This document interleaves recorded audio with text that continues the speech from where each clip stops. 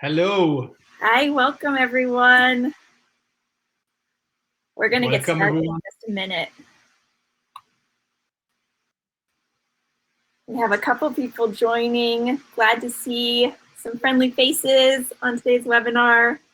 We're really excited to start today's conversation. One of the things as we kind of wait for people to join, some of you, Jeff, already using the chat, love to see that. We'd love to hear where everyone's from. You know, where are you listening in from? I am out of Seattle. Oh, out of Seattle, nice. I am in Montreal. I'm originally from Belgium, but I moved here a few months ago, so here I am in Canada. It's an international webinar. Which is we have Bellingham, Auckland, Seattle. Awesome. Great. Very close to Belgium, Valksen. Yeah, I speak a little bit Dutch, so my guess is that this is in Holland. That's awesome. Sheriff, are you in Holland? Yep. Eindhoven, nice. This is great. What time is it there? End of day? It's plus 6 hours, okay. So it's 7 p.m. Nice. Yep. Well, thanks for being with us late. Ik kan Nederlands ook spreken. Ja, ik ook. Ik kan Nederlands spreken. Je parle français aussi pour ceux qui sont francophones dans l'audience. And we're going to be doing the whole webinar in Belgium, in Dutch. Yeah. It's actually in French. It might be something that we should have told the attendees. We should have let them know. Yeah. Yeah, sorry, guys. Kendra's from Wisconsin. Thanks for joining, Kendra. Hopefully you're staying warm. All right, well, we're going to go ahead. We have a good group of people. We'll go ahead and get started, go through some housekeeping, all that good stuff. So just some tips for today. This webinar is being recorded. We're on Demio, which is a really, really cool webinar platform. If you guys have any questions about it, feel free to ask. This is our second webinar on it. Full transparency, Banzai recently acquired Demio, and we love using it. So if you have questions, let us know. We will be doing a lot with the chat, so please keep asking questions, providing feedback. You guys, you know, you're living events and field marketing. You're living that every day, so you probably have really great knowledge, and we'd love to hear from you. So feel free to use the chat for that. We're also going to be doing a poll at the beginning, so you'll see the tab when I release the poll. You'll see a tab there, and as long as you participate, you'll be able to get the answers. And then same with handouts. We have a couple of reports that the Banzai team worked on and that the Hoppier team worked on. You'll see that tab pop up as we kind of send those handouts out. And I think that's really it. We can go ahead and get started. For those of you that don't know me, my name is Corrine Stratton. I'm the Director of Marketing at Banzai. Banzai is an event marketing automation platform. Like I said, we recently acquired Demio, which was really wonderful. And we're all about supporting the full event lifecycle, from outreach to event follow-up. So if you have questions about Banzai, we'll do a couple plugs throughout, but we'll try to definitely keep this more content event marketing focused, but happy to answer questions at any point. Contact me via email or LinkedIn too. And with that, Thomas. Hi, everyone. So my name is Thomas Faris. I'm the head of marketing at Hoppier. And yeah, so I joined the team actually 2 years ago, but I moved here in Canada a few months ago. And Hoppier is all about creating amazing virtual experiences by making it super easy to send all kinds of food, drinks, even gifts to your virtual attendees. So I'm going to explain you a little bit more about what we do. The process is done through virtual credit cards, and I'm going to explain you more how that all works. I love it. I hope that you will love it too. But shameless plug first. But I promise you, we will provide a lot of super valuable content, and super excited to be here. And as Hoppier users, we also love it. I'll be very honest. Okay, so first poll. Let me go ahead and throw this out there. share that with you guys now. So hopefully you guys can all see that in the poll tab. How do you define virtual event success? Now, this is a question, if you've been on a Banzai webinar before, we've asked a couple of times, because I just think it's really important to hear how people approach virtual events and how they define success, where they find that ROI. Is it in brand awareness? Is it in generating leads, closing deals, or expanding customer accounts? So go ahead, take a minute, fill this out. And with that, I'll hand it over to Thomas. Yeah, it's interesting. So we have mostly generating leads, a few building brand awareness, and yeah, so expanding customer accounts. I love that, and that's exactly, the first step is actually taking a step back. What it means is you can't decide, okay, what am I going to define as my event ROI, or how am I going to make sure that I've run great virtual events if I don't know what my business goal was in the first place. So you have to start by understanding, am I trying to build brand awareness? Am I trying to build pipeline with new fresh leads? Is the goal to actually turn these leads into actual customers? Or do I want to run events to strengthen my relationship with my existing clients, to have more opportunities to, of course, upsell and cross-sell? So we have a nice visual framework here, hopefully. Don't get overwhelmed. Don't worry, you will get the slides after that. But when we were trying to define what is event success to us, we were like, well, it depends on so many things, right? So, and it mainly depends on what you're trying to achieve, and then that is actually going to have an impact on the kind of event that you want to be hosting. So, let's take, for example, the build brand as a first example. Well, if you want to have as many eyeballs as possible on your brand, you might want to be looking at a large-scale conference or a virtual product launch, which are really big events, which can be paid or they can be free. But definitely the goal is to get as many people as possible to talk about your brand, your product, and your event. So your event goal should be about increasing registration, get social media press coverage, which define your ROI metrics that you will be tracking. And then you have to be looking at, well, what are the ROI tools that I should be using to be able to track these metrics? Well, you have amazing event management platforms like Banzai, for example, who will collect insights in terms of the amount of attendees, but also understanding what the whole behavior was during your event. So what content have they actually consumed? How many people did they interact with? And also you can use social media listening tools to understand how many people have actually talked about your event online. So you have to understand the entire process to define what is the ROI to me for the event. And then if you go down the conversion journey, it's usually going to have an impact on the event size and also on the kind of one-on-one interaction. So if your main goal is about generating leads, for example, you might want to look at webinars or fireside chats or a roundtable, which will allow you to have a decent event size, still between 100 and 300 people. So not the same size, but still pretty good. You can have interaction with your attendees, and we're going to show you a few things that you can do for that. But it's not really a one-on-one, right?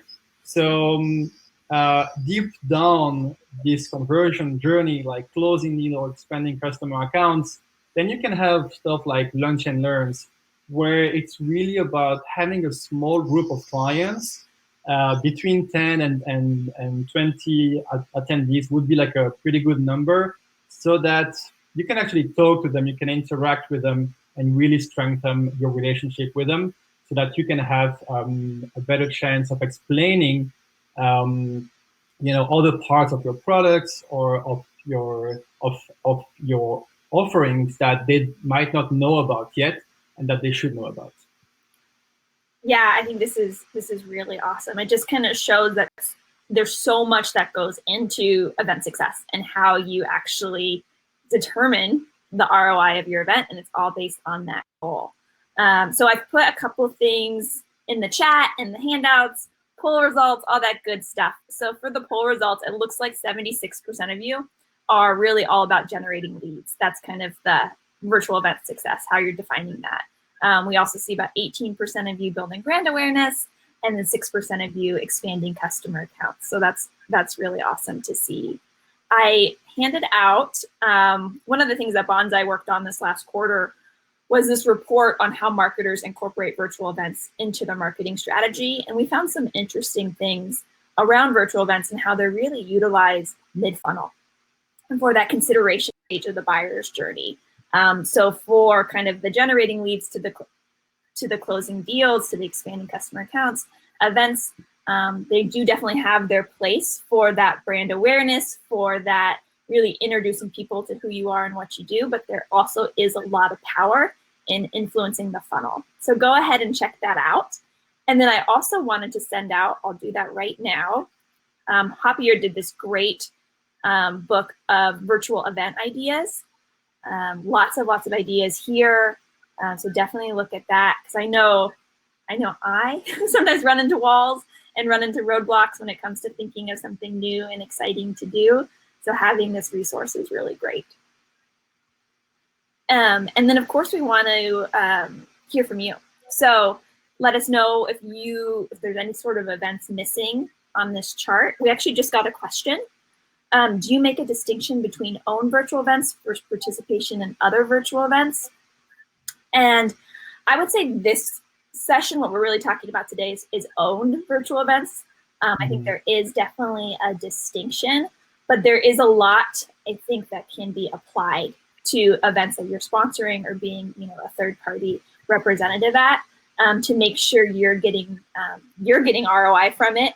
And that your attendees or those participating are also finding it very valuable. So hopefully you'll see some kind of areas that you can kind of relate, but this is really probably focused on owned events.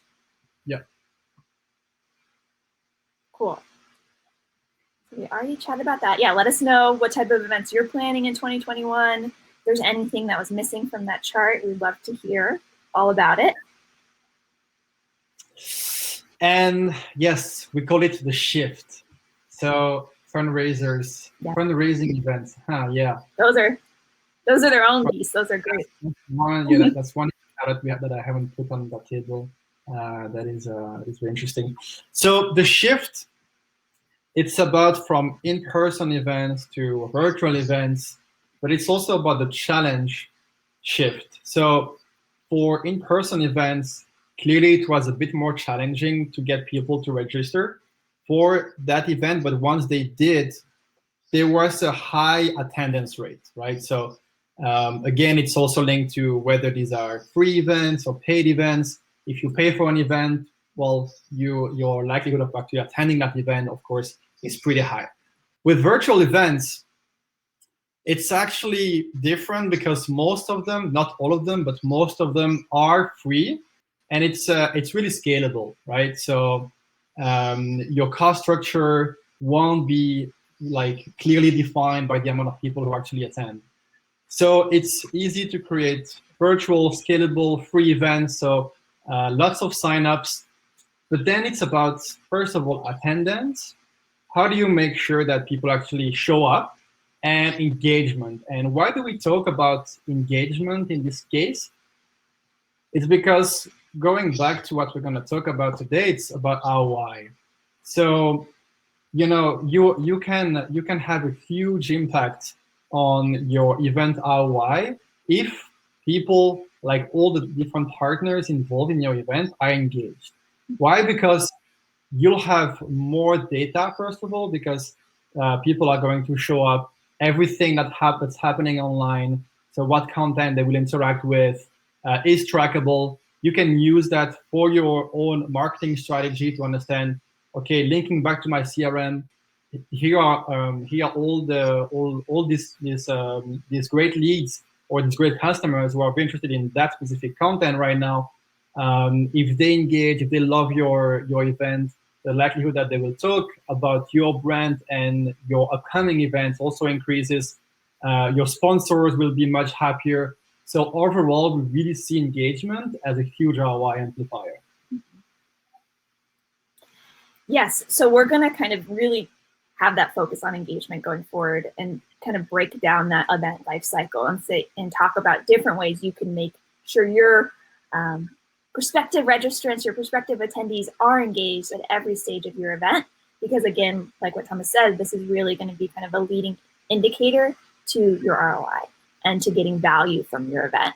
And ideally, you'll be starting to create or further relationships with your prospects and your contacts through your event. So I want to focus a little bit on engagement at the pre-event lifecycle stage. And there's a lot of things that you can do. And one thing when Thomas and I were talking, we just kind of kept coming back to this idea of like hyper-segmentation, hyper-targeting of your registration, of your registrants. If you're just speaking out into the void, hoping people register, there's a good chance, you're not going to get the results that you want. So really defining your list, your outreach list, who you're going to go after, who you're going to target, to make sure your message and your content and all of that is on point. Of course, Banzai is here to help with that through your outreach, through helping define your targeting. But also, there's a lot of other great channels. Your social ads do this. Your emails, if you already have an active opt-in list, can that be segmented even further to make sure that you're reaching out to the right people and who will engage with your content and engage with your event? Any thoughts on this, Thomas? Yeah, so for this advertising campaign, like you can be very, very specific in terms of who you want to try to reach out to. For LinkedIn advertising, for example, you can target people based on job titles, where they live, at what company they actually work for. So it's linking back to any kind of lead generation or advertising campaign. You have to understand who is your target audience. Mm-hmm. And then with the available tools, you can be so specific to reach out the right news feeds and get the right people to actually sign up for your virtual event. Totally. So our other best practices around kind of creating that excitement, meeting your audience where they are, trying to add some personalization to your outreach. Thomas and I tried it with this webinar. We did our teaser video, probably a little bit out of our zones, but it was really fun. Again, trying to add just a face to the event, what to expect, make it a little bit more human, and ideally create that excitement. And then, of course, communities. And we'll talk about communities in a couple different ways, but there are a lot of great non-branded third-party communities out there who will find value in your content. So it's up to you to find those communities to provide your own value, right? So don't just go and just start promoting your events and promoting your materials and your product. It's about engaging with them, showing that you are a thought leader within the space, that you have something to offer. And then when the time is right, you can share events that are coming up. So this is, in Slack communities, LinkedIn communities, maybe on Clubhouse, if that's something you guys are trying out. Would love to hear about that, by the way. But there's a lot of great third-party groups out there, third-party communities, where your content will be valuable. So share it there. And, about that, there is one big concept that I like is other people's network, OPN. And it's leveraging other people's network to reach out to a larger audience. So we all know that you have to build your own community, you have to build your own audience, but it's extremely hard and extremely time consuming. So on top of that, of creating your own community, definitely look at, co-create this promo content with your sponsors, with your partners, and get them to also share that with their own networks. And one thing that you can also do is having this kind of process, I would say, to get your attendees who have already signed up to invite other attendees. So there is a way to create custom links for each attendee. And then when they share it to their own network, and then people sign up to that link, you are able to track that and then assign points if people sign up to that link. And then, of course, these points can be turned into gifts. So there are a lot of creative ways where you can use other people's networks to increase your event reach.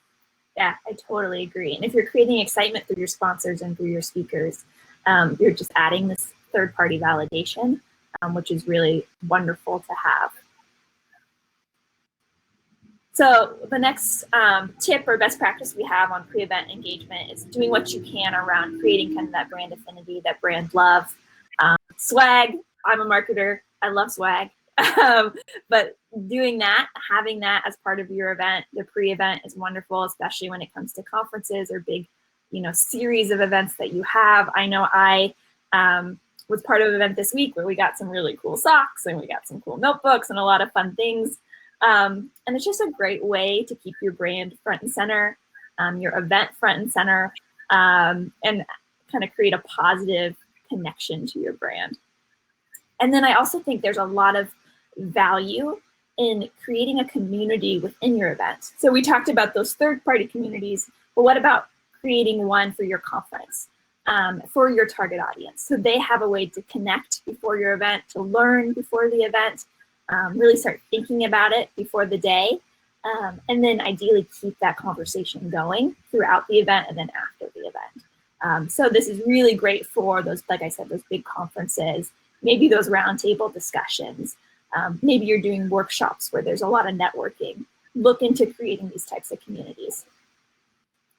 And if anyone listening in, has examples of things that they've done that's worked really well, whether it's the swag, the communities, where they're posting, how they're generating excitement, let us know. We'd love to hear about it.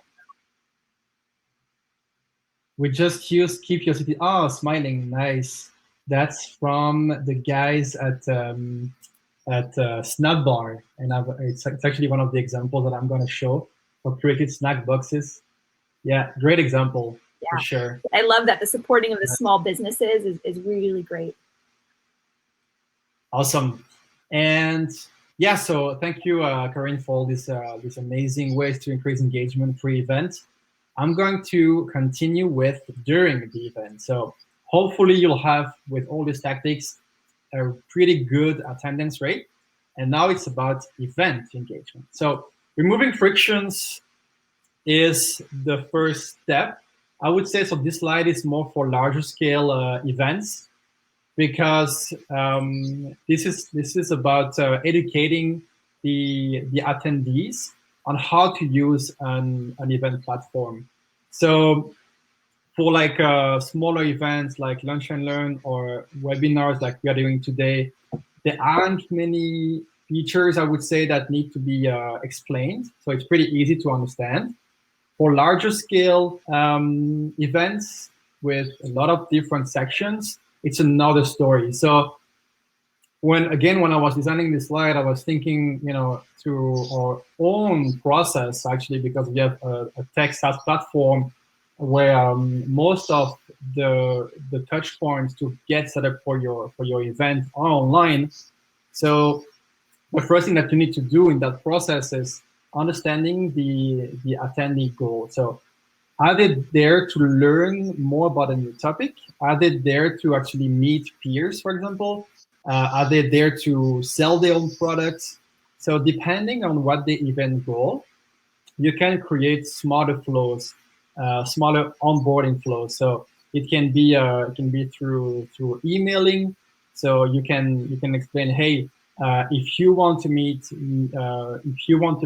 new people at the event, here's what you should be doing. Also, when they will log into the event platform, you can have a custom onboarding flow, again, linking back to what the goal is. So really creating this hyper-personalized flows. And the main goal is that you as event organizer make sure that your attendees achieve their own goals. Having some sort of educational hub also that people can go ahead and access anytime on the platform is something that that I've seen that is pretty also effective to educate people on how to use it. So if you want them to be engaged, the first thing, especially for the people who are not that tech savvy, the first thing that you need to do is making sure that they understand how to use the platform. Yeah, and I think with this too, it can be simple frictions as just like making sure audio is good and video is good. Because if that, that could be an easy reason for someone to be like, no, I'm going to shift my focus to something else today. So doing what you can to remove that friction. And things like you said, the more technical, right? If there's some really cool event platforms out there that do the avatars, that have the ability to go to lobbies and talk to real people all through your computer, and it's incredible. But if you don't really get it, or if it's just not super intuitive for anyone, it could be, again, another easy reason to leave. For sure, for sure. Yes, so definitely when the event starts, make it fun, break the ice, pump it up. If you look at the graph, like people are going to be pretty engaged at the start of the event, then it's going to go down. So you might want to again like break it up with any fun activity. After 1 or 2 hours, and then you have to understand that people, when they join your online event, they have had 2 or 3 online meetings, which are kind of online events. So you might be like the 4th kind of online event that they will be joining. So they are a bit tired. So break it up, make it fun. Asking where people are from is a pretty good way to kind of start with and make the first connections. Having a live DJ is also a pretty good idea that I've seen. It's of course for larger scale events because you can't afford that for any event type. But try to find creative ideas, and the main thing is to break it up. So we've been talking here for 27 minutes. We try to break it up and asking specific questions or making it more fun, because you cannot focus during 1 hour or even one full day. And yeah, so the main reason also why people attend events, of course, they want to learn more, but you have, especially now that we are fully online, it's easy to learn through online content at any time, right? So why would people join at a specific time? It's to meet other peers. That's to create authentic connection. That's the main reason why people want to join. So you have to be rethinking, okay, but how does that work at an in-person event? If you have a room with 100 people, how does that work? Well, you're going to start to talk to one person, then to somebody's going to join, and you have this group of 5 or 10 people that naturally are being created. Now you have to rethink how to make that happen for online events, but definitely having breakout rooms is something that you have to do. So for larger scale events, and you can do that. You can do that randomly. So you can say, okay, I'm going to shift everyone up into like 5 breakout rooms, but you can also organize those breakout rooms by main topic, so that people who join are also interested in that specific topic. And so we learn more with peers about that topic. Mm-hmm. But obviously, one thing I always say, we all network better with food in our mouth. So I'm going to talk about Hoppier. We make it easy to distribute virtual credit cards to your online attendees. So if you want to provide great food or drinks or even gifts in an online environment, especially when you have people all over the place, like in even like the different countries, but also in places where apps like Grubhub or DoorDash like cannot even go. Mm-hmm. Well, there is a much smarter way to do that by just creating those virtual credit cards that you can distribute to your online attendees. You fund these cards with an allowance, and then you can decide where people can buy from. So we have a huge list of food and drinks apps, such as, again, like Grubhub, Starbucks. We have, if you want to have drinks at your event, we have Drizzly, for example. You can select local restaurants. So we have a way to understand that a specific purchase is about food. So you can decide to only, okay, my attendees will only be able to buy these great local businesses. So you can bypass also, if you want, these food ads that do take a pretty high fee on these local businesses. So I saw that Christine also cared about supporting local businesses. We also love that, and those cards will work on any restaurants, any bar that accepts credit card payments.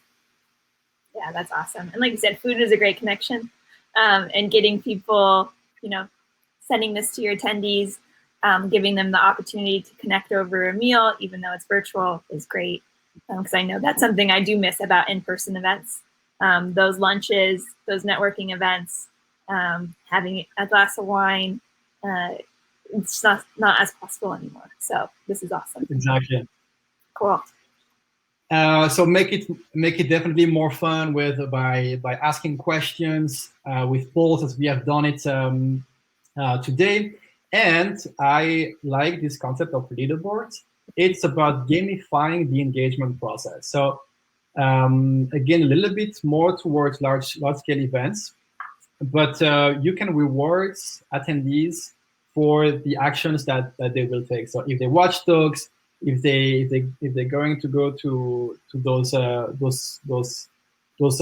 sponsors booth, for example, or if they download content, these actions can be rewarded with points, and of course these points can be rewarded with gifts that can be provided by sponsors here.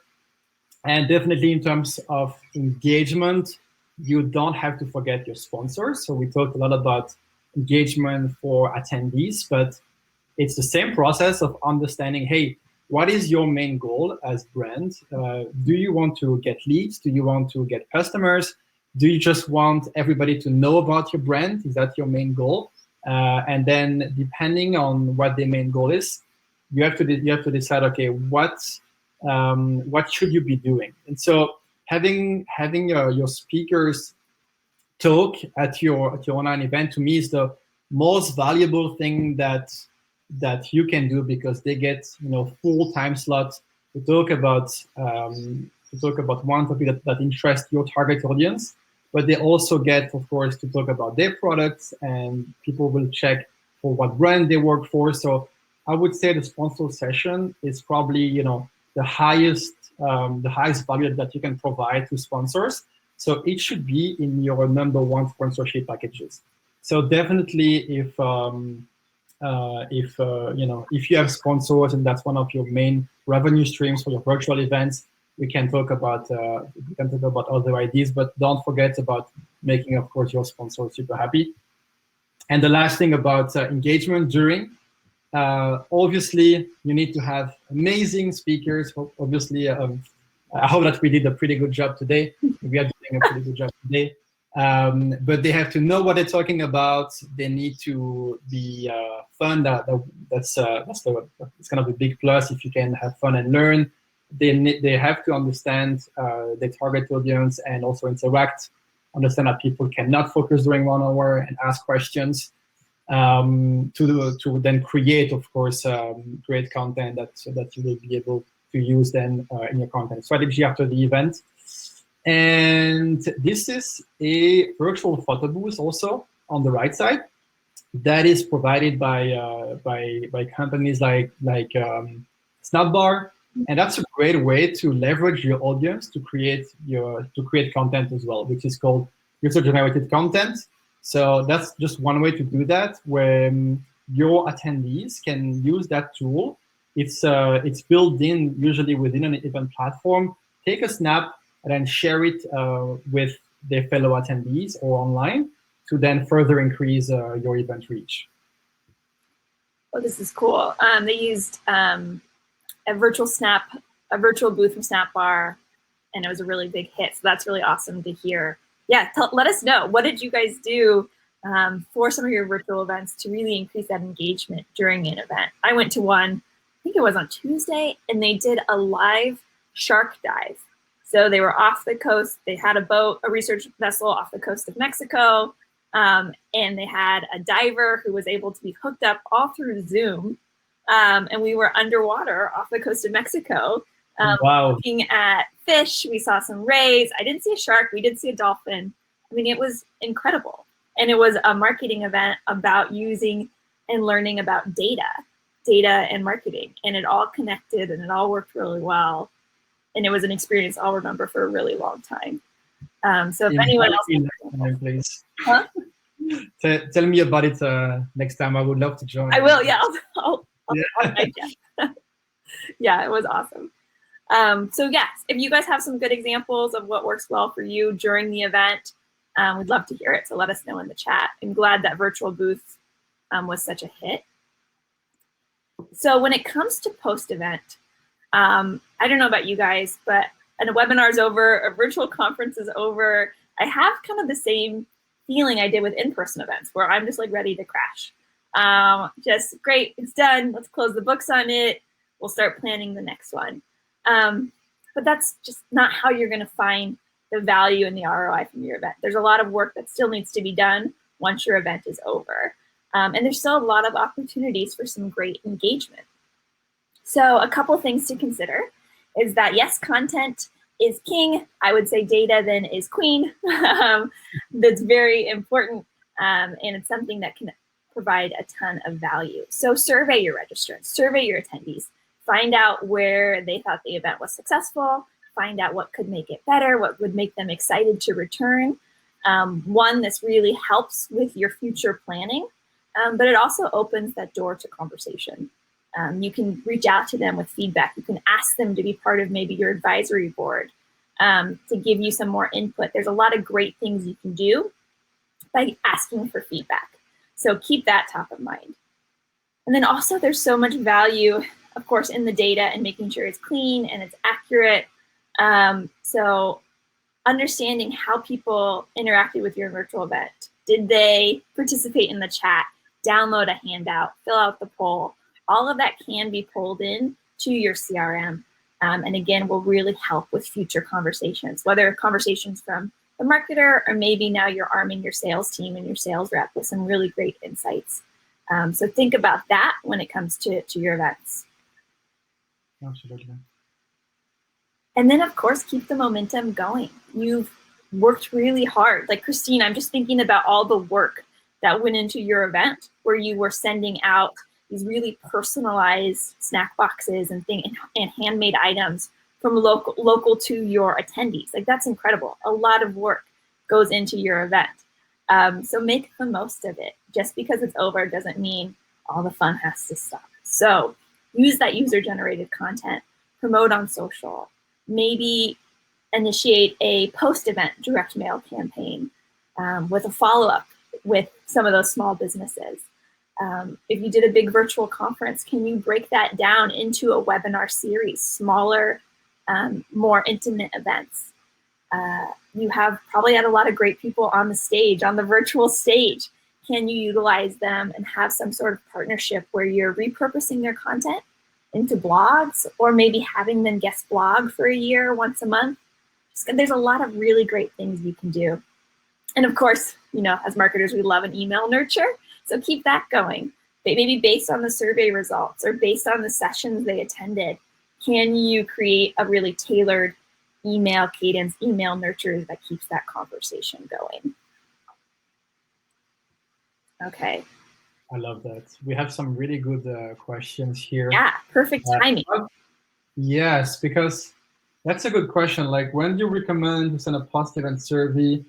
And Kendra is saying that she's usually sending it 20 minutes to 1 hour after the event. You know, like, I would, and actually we should have done it for this event, but you know, it would be interesting to test, you know, right now, you know, like once, as it's not over yet, getting like 1 minute just to answer, these 3 or 4 questions before the event ends, because especially for these online events, and like right now it doesn't last that long, so it's okay. But if it lasts for 3-4 hours, like one full day, people after that event are so tired, right? So they might skip, that post event email. So if it's a long event, I would really try to actually get people to answer some questions before they leave. And if it's not happening, I would wait a bit longer, and probably like the next morning, because people are tired and they will want to do something else. And again, like you are able to track everything. So if some people have not filled in that survey, then you can follow up with one. Not, I wouldn't say it's any 3 emails, but at least one follow-up email explaining why it's very valuable for you to collect those insights. Yeah, so I'll actually try this now on the fly. I'll put out a survey at a poll. So just really simple. Did you find today's content valuable? So just a yes or no question. So let's see. We'll know who answers what. No. We'll put it out there so people can kind of see the results. Really anonymous. So thank you for everyone that said yes. We're kind of putting ourselves out there on the spot. But I think you're totally right. I don't know if they're nice people or. Yeah, so I think you're right. I think during event is a really great opportunity to do that. Post event, if you have an event app, mobile app or something like that, having that throughout. And it's not maybe, especially with bigger conferences, maybe you're rating the event as a whole, but maybe you're also rating each session. So once the session is done, you then have that opportunity to provide the speaker feedback and the event manager's feedback. Additional questions. Oh, we talked, thanks you guys. You guys are doing a great job answering as well in the chat, so really appreciate that. So some questions around how many touches have people seen for booking meetings after the events? Natalie here talks about great attendance, they have great engagement, but sometimes it kind of falls off after. So I'll open this up to the group. What kind of luck have you seen after event? I think we're usually a couple touches, 1 to probably 3 or 4. So my thought for this would be really to tailor those touches, to keep them kind of event specific, right? Provide, how can you again keep that conversation going after the event? So what can you arm your sales reps with? That's maybe not just like a going after the demo right away, but giving them maybe the report that you guys released during your event, following up with that, following up with links to the community that you started. Just kind of furthering the conversation that way. Yeah, I think it's also about, as you said, like first of all, this is more of a lead generation challenge, of course. So, and running your own events is about building your own audience for sure, and then you'll have a small percentage of these people, that are joining these events that are actually interested in having a goal. I think it's also about the kind of the intent of your event topic, right? So here today, we work for 2 companies that can really increase that can really help you increase the ROI of your online events. Okay, so we have created an event topic, or we have thought about an event topic that is really linked to how we can then further help the people who are interested in that specific topic. So it depends on the intent level of your event topic. That's the first thing, and then it's also linking back to how you define your target audiences. Like for us, because we have run other webinars on more like generic virtual event topics, which attract people who run internal events and external events. So we know that we have to really segment once people sign up for our events, whether they are mainly hosting like fun team virtual events, or it's more about lunch and learns and webinars and client events, and then having follow-up emails and the follow-up strategy to book a call that is targeted towards people who then want to launch internal events or internal events. So being very, very specific on who has joined your virtual events, and then being personalized in your follow-up strategy based on the main goals will have an impact on increasing the conversion rate from attendees to demo bookings. Awesome. Well, we're just about at time. So I want to thank you guys all for your active engagement today, for being a part of this webinar. It was a lot of fun for Thomas and I, so thank you very much.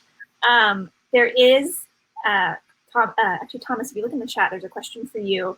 But again, Banzai is here to help increase registration and drive targeted attendees to your virtual, in-person, and hybrid events. So if you'd like to learn more, visit banzai.io, connect with me on LinkedIn.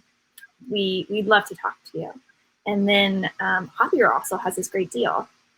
Yes, so if you book a call with us, okay, I'm not going to put a date limit, but I usually do that. But for today, as long as you run your first event and you actually communicate the code when you book a demo on a website, the code is HOP20, you will get 20% off your first event. So the cost is $5 per card for a one-off event. If you run multiple events, I mean, we can talk about monthly pricing plans. But if it's one-off event, $5 per card, and you'll get 20% off this platform fee. You also have to take into account the meals or drinks allowances. For the platform fees, you'll get 20% applied. Question regarding Hoppier, are cards made for each attendee? Yes, absolutely. So if you have 20 attendees, then you'll be able to generate 20 cards. We have events of 10,000 attendees, so you'll be, in just a few clicks, you'll be able to create 10,000 virtual credit cards, and then you fund each card, or you can decide, okay, there are specific attendees who will access a lunch allowance. Well, I'm going to fund this card a bit more, and these attendees will have access to our event happy hour drink. They will have a lower allowance, so you can decide, okay, these are the attendees who will join this program, so then assign different allowances on these cards. Or can we make it some other code? How can we make some other code?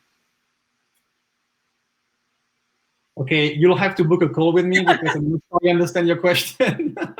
So just connect with me on LinkedIn here, and then let's have a quick chat. Happy to answer your questions. But I think it's sorry I didn't get it at this call, but it's all good. Let's connect tomorrow or next week. Awesome. Well, thank you all. Thank you, Thomas, for being a part of today's session. Like I said, you guys will get a recording pretty soon after today's session. We'll also add the slides to the registration page so that you guys can have access to that great chart Thomas put together. Thank you all for joining. It really meant a lot to have you with us today, and be on the lookout for future events from both Hoppier and Banzai. And let us know about your future events too. We'd love to hear about them. Thank you all. Bye, everyone.